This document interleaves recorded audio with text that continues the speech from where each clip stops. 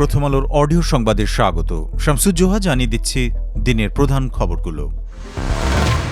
বাংলাদেশ পুলিশে কর্মরত BCS police ক্যাডারের ১৭ জন DIG এবং অতিরিক্ত ডিআইজি পদমর্যাদার কর্মকর্তাকে বাধ্যতামূলক অবসরে পাঠিয়েছে সরকার।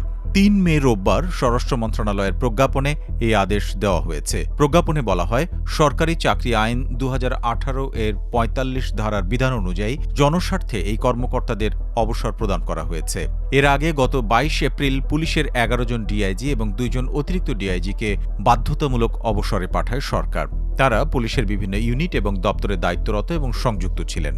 অবসরে পাঠানো কর্মকর্তাদের মধ্যে রয়েছেন অ্যান্টি টেরোরিজম ইউনিটের ডিআইজি মফিজউদ্দিন আহমেদ, হাইওয়ে পুলিশের DIG Imtiaz Ahmed, CID DIG Mohammad Habibur Rahman, police অধিদপ্তরের ডিআইজি টিআর সালেহ আহমেদ তানভীর, জাতীয় নিরাপত্তা গোয়েন্দা অধিদপ্তর এনএসআই এর পরিচালক মোহাম্মদ হারুনুর রশিদ এবং ঢাকা পুলিশ স্টাফ কলেজের ডিআইজি এসএম আখতারুজ্জামান। তালিকায় আরও আছেন Noakhali পিটিসির commandant Mohammad Haider Ali Khan, Khulna পিটিসির commandant Mohammad Mahbubur Rahman Bhuiyan, tourist পুলিশের ডিআইজি মোহাম্মদ রুহুল আমিন, হাইওয়ে পুলিশের ডিআইজি মোহাম্মদ রফিকুল হাসান গনি, নৌ পুলিশের ডিআইজি মোহাম্মদ মিজানুর রহমান এবং রংপুর মেট্রোপলিটন পুলিশের কমিশনার মোহাম্মদ মজিদ আলী। এছাড়াও পুলিশ অধিদপ্তরের ডিআইজি কাজী জিয়াউদ্দিন, রেলওয়ে পুলিশের ডিআইজি মোহাম্মদ গোলাম রউফ খান, রংপুর পিটিসির কমান্ড্যান্ট শেখ মোহাম্মদ রেজাউল হায়দার এবং হাইওয়ে পুলিশের ডিআইজি রকফার্ট সুলতানা খানমকেও অবসরে পাঠানো হয়েছে। একই আদেশে রেলওয়ে পুলিশের পুলিশ সুপার ফারহাত আহমেদকেও চাকরি থেকে অবসর দেওয়া হয়। জনস্বার্থে জারি করা এই আদেশ অবিলম্বে কার্যকর হবে বলে প্রজ্ঞাপনে উল্লেখ করা হয়েছে। হাম ও হামের উপসর্গে শনিবার সকাল ৮টা থেকে রোববার সকাল ৮টা পর্যন্ত দেশে আরও ১০ শিশু মারা গেছে। এর মধ্যে ১ শিশুর হাম শনাক্ত হয়েছিল। হামের উপসর্গ ছিল ৯ শিশুর। এ সময় সারা দেশে আরও ১,১৬৬ শিশুর শরীরে হামের উপসর্গ দেখা দেওয়ার তথ্য দিয়েছে স্বাস্থ্য অধিদপ্তর। হাম শনাক্ত হয়ে শিশুটি ঢাকায় মারা গেছে। আর হামের উপসর্গে বরিশালে ২, চট্টগ্রামে ১, ঢাকায় ৪, খুলনায় ১ এবং সিলেটে ১ শিশু মারা গেছে। রোববার স্বাস্থ্য অধিদপ্তরের হাম বিষয়ক প্রতিবেদনে এই তথ্যগুলো জানানো হয়েছে।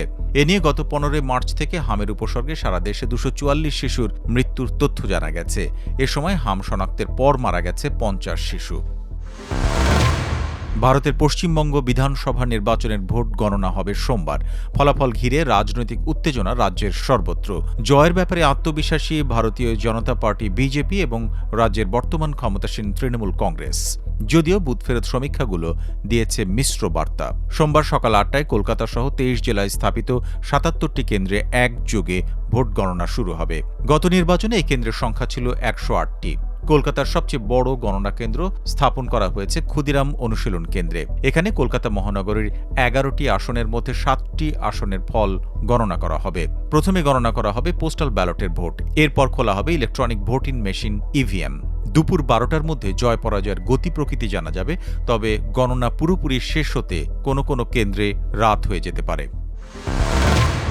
এই ছিল এখনকার মতো প্রথম আলোর অডিও সংবাদ। শুনুন আমাদের ইউটিউব চ্যানেল, ফেসবুক পেজ এবং ওয়েবসাইট prothomalo.com-এ।